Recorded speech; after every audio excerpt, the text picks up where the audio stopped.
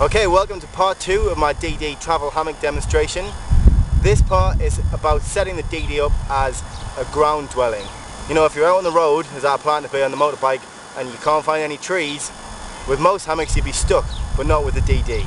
If you follow me around at this site, I'll show you what's going on inside. It's probably a bit difficult to see, but what I've done is, I've stretched the hammock out underneath the top. The DD hammock's great because it's got a double bottom layer. Both layers are waterproof, so you can just slide your insulation right in there.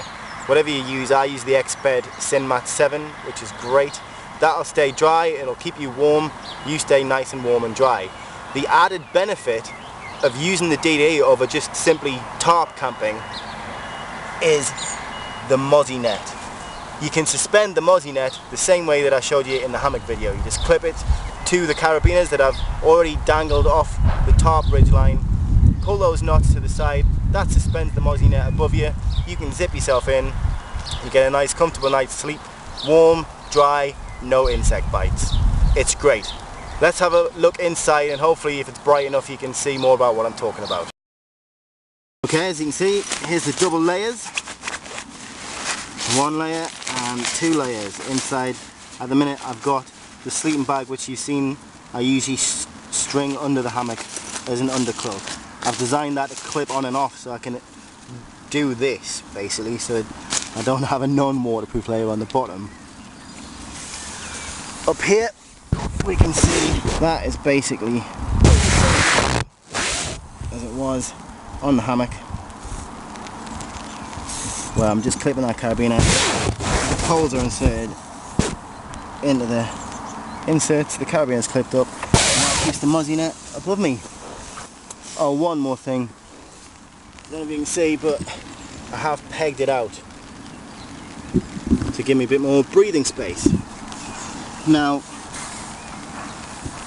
because of the modification I made to hang the gear hammock with this loop keeping this scrunched up the entire time, I'm losing a bit of length. So if you're taller than I am, if you're 6 foot or whatnot, it might not work for you, but for me it's a perfect length.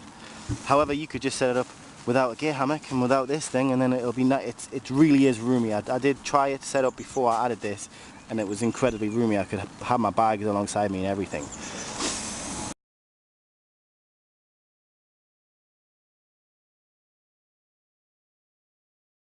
Okay, so what I've done is I've used 2 walking poles as makeshift tent poles, and then with the tarp still in its snakeskin, I've simply strung it up with a simple clove hitch over the top and pegged it down at the bottom so it's nice and taut.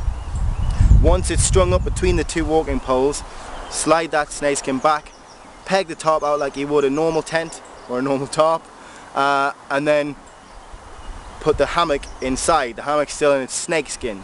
So what I did then was peg the ends of the hammock out using the suspension until I could slide the snakeskin off and then spread it out and away you go.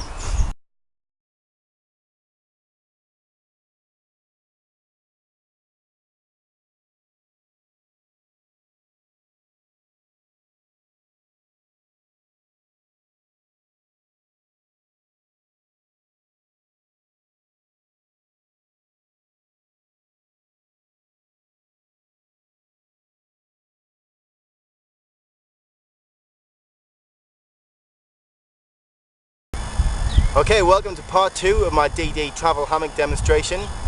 This part is about setting the DD up as a ground dwelling. You know, if you're out on the road, as I plan to be on the motorbike, and you can't find any trees, with most hammocks you'd be stuck, but not with the DD.